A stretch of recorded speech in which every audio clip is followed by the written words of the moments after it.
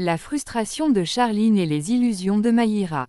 L'épisode commence dans la chambre de Charline. Seule, elle rumine sa frustration et son amertume face au comportement de Prithvi.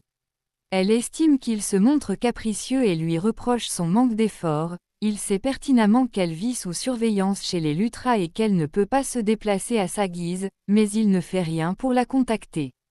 En ce jour de la Saint-Valentin, sa déception est décuplée. Elle espérait une attention, une visite ou un cadeau, mais Prithvi a ignoré son appel. C'est alors que Mayira entre dans la pièce, un immense sourire aux lèvres.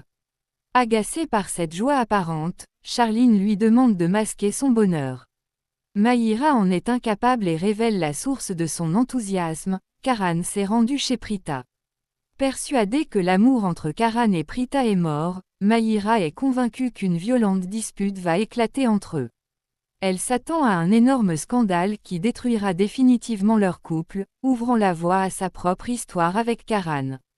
Face à cet optimisme débordant, Charline exprime son désaccord. Mayira lui rétorque qu'elle ne veut plus entendre de plaintes ou d'histoires tristes, s'excuse brièvement et quitte la chambre, persuadée que l'avenir lui sourit. 2. Karan Luthra, de l'arrestation du voleur à la célébrité locale. Pendant ce temps, chez les Arora, la tension retombe après l'arrestation d'un cambrioleur. Un policier présent sur les lieux réalise soudain que l'homme qui l'a aidé à maîtriser le coupable n'est autre que la star de cricket, Karan Luthra. L'atmosphère bascule immédiatement de la suspicion à l'admiration. Une habitante du quartier présente dans la maison reconnaît à son tour la célébrité et, émerveillée, lui demande un autographe. Karan s'exécute gentiment en signant sur sa main. Le policier, tout aussi impressionné, souhaite un selfie pour immortaliser le moment. Karan accepte avec simplicité, s'attirant la sympathie et les remerciements de toutes les personnes présentes pour son aide face au voleur. La pièce se vide progressivement dans une ambiance détendue, laissant la famille Arora seule avec Karan. 3. Les taquineries romantiques de la Saint-Valentin. Une fois le calme revenu, Prita rappelle à Karan qu'il s'est introduit chez elle après minuit pour lui annoncer quelque chose de crucial. Elle insiste pour qu'il s'exprime enfin devant toute la famille. Janaki, amusée par la situation, taquine le couple en soulignant qu'il est surprenant que deux personnes mariées et éprises l'une de l'autre éprouvent autant de difficultés à s'avouer leurs sentiments. Shristi s'en mêle également, rappelant à Karan que la Saint-Valentin est le moment parfait pour une telle déclaration.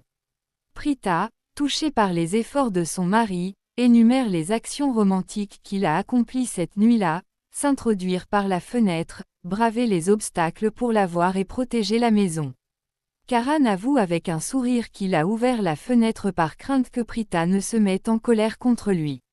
Sarla intervient alors avec affection, affirmant qu'il n'avait pas besoin de se cacher et qu'elle lui aurait ouvert la porte elle-même.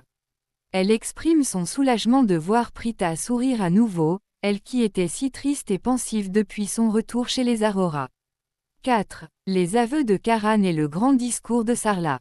Rompant le ton de la plaisanterie, Karan prend délicatement la main de Prita et dévoile la véritable raison de sa venue, il est là pour la ramener chez les Luthra.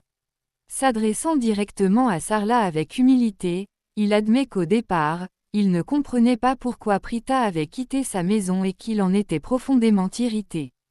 Cependant, en prenant du recul et en se mettant à sa place, il a compris ses souffrances et admet que Prita, tout comme Sarla qui l'a soutenu, avait raison. Il promet solennellement que les épreuves subies par Prita au sein de la maison Luthra ne se reproduiront jamais, affirmant qu'il a toujours eu une confiance absolue en elle, même s'il ne savait pas l'exprimer au milieu des accusations. Ces mots bouleversent Sarla. Elle confie qu'elle a toujours su que Karan était un homme bon et qu'il aimait sincèrement ses deux filles.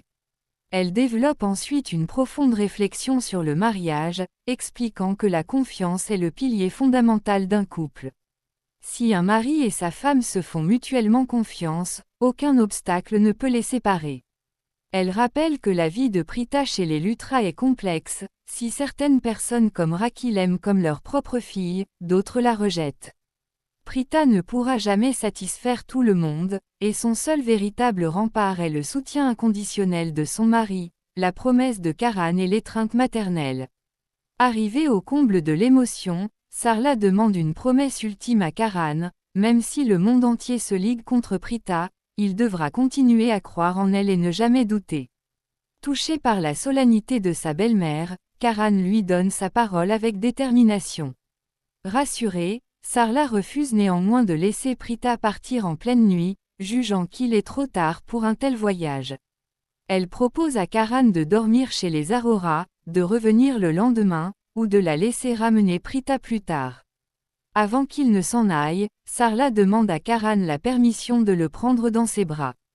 Ce geste fort symbolise son pardon total et sa confiance retrouvée. Avant de franchir la porte, Karan glisse un regard complice à Prita, lui souhaite une bonne Saint-Valentin et salue le reste de la maisonnée, laissant derrière lui une famille apaisée. 6. La détresse de Raki face à l'inconscience de Mahesh. Le décor change pour nous ramener au manoir des Luthra, où l'ambiance est lourde. Raki se trouve au chevet de Mahesh, toujours plongé dans le coma. Une fleur à la main, elle lui souhaite une douloureuse Saint-Valentin. Les larmes aux yeux, elle lui confie à quel point sa présence lui manque. Sa tristesse ne vient pas de l'absence de cadeaux, mais du déchirement de sa famille. Elle explique à son époux inerte que depuis le départ de Prita, Karan a radicalement changé, il a perdu son sourire, s'isole constamment et refuse de communiquer. Raki avoue son impuissance et exprime ses regrets, persuadé que si Mahesh était conscient, Karan lui ouvrirait son cœur. Submergée par la solitude, elle supplie son mari de se réveiller, rappelant tous les sacrifices qu'il a faits pour protéger leur famille. 7. Taquinerie et révélation entre Shristi et Samir. L'épisode s'allège de nouveau avec un appel vidéo nocturne de Samir à Shristi. Fidèle à son caractère, Shristi commence par lui raccrocher au nez. Samir lui envoie un message pour lui demander de répondre, et lorsqu'elle décroche enfin, elle le questionne avec méfiance sur les raisons de cet appel tardif. S'ensuit un échange de taquineries où chacun essaie maladroitement d'esquiver le sujet de la Saint-Valentin. Shristi finit par exprimer son mécontentement, reprochant à Samir de ne pas l'avoir aidé à sceller la réconciliation entre Karan et Prita. Amusé par ses reproches, Samir décide de lui annoncer la vérité. Karan est déjà chez les Aurora, il a parlé à Sarla et se trouve actuellement avec Prita. Cette révélation stupéfie Shristi, qui réalise que la situation évolue bien plus vite qu'elle ne l'espérait. L'épisode se clôt sur Prita, désormais seule dans sa chambre avec Karan, prête à entamer un nouveau chapitre de leur vie amoureuse fondée sur la confiance réciproque.